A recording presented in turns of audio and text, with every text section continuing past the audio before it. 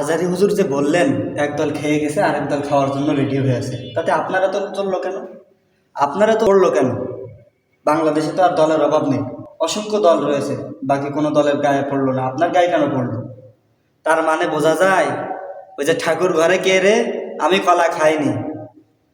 আপনার কথার দ্বারাই তো বোঝা যাচ্ছে আওয়ামী লীগরা তো খেয়ে গেছে, আর এক দল তো আছে, বিভিন্ন দল আছে। এখন আপনারা ক্ষমতায় যেয়ে কি করবেন? আমি তাদেরকে বলতে চাই, আপনারা কি এপ্রিল মাসে রোজা রাখছেন? তা বলছে হ্যাঁ রাখছি। তো এপ্রিল মাসে রোজা সাধারণত আমরা দেখতে পাই, আমরা জানি 12 ঘন্টা 13 ঘন্টা রোজা রাখা পড়ে। তো 12 আর 13 ঘন্টা রোজা রাখার পরে আপনার অবস্থাটা কি হয়?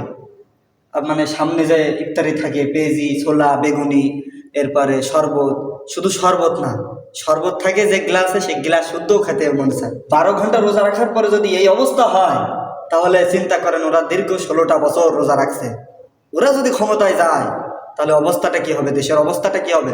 সাধারণ মানুষের কি অবস্থা হবে? আরেকজন বলছে যে ইসলামী কোরআনে নাকি রাজনীতি নেই।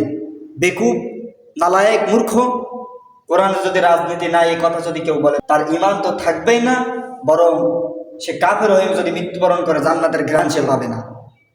তার দলিল আল্লাহ রাব্বুল আলামিন বলেন, আল্লাযীনা ইম্মাক্কান্নাহুম ফিল আরদি আকামুস সালাহ।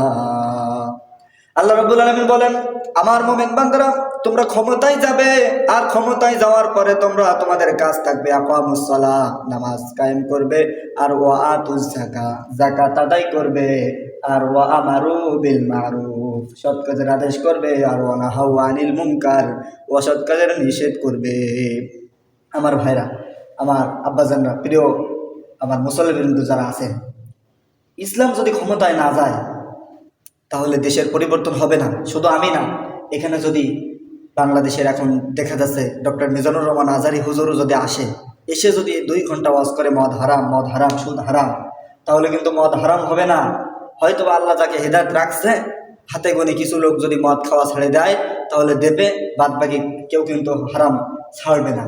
তো এই মদ হারাম করতে হয় তাহলে আইন পাশ করতে হবে, মোমেন বান্দাদেরকে ক্ষমতায় যেতে হবে। আর পার্লামেন্টে যখন আইন পাশ হয়ে যাবে মদ হারাম, একটা মদের ফ্যাক্টরি বাংলার জমিনে থাকবে না। এজন্য আমার ভাইরা, আমার মুসল্লিবৃন্দ যারা আছেন, আমাদেরকে ক্ষমতায় যেতে হবে। আল্লাহ রসুল যতদিন পর্যন্ত তিনি ক্ষমতায় যায়নি ততদিন পর্যন্ত কিন্তু কাবা শরীফের ভেতর 360টি মূর্তি ছিল, একটা মূর্তি কিন্তু সরাতে পারেননি।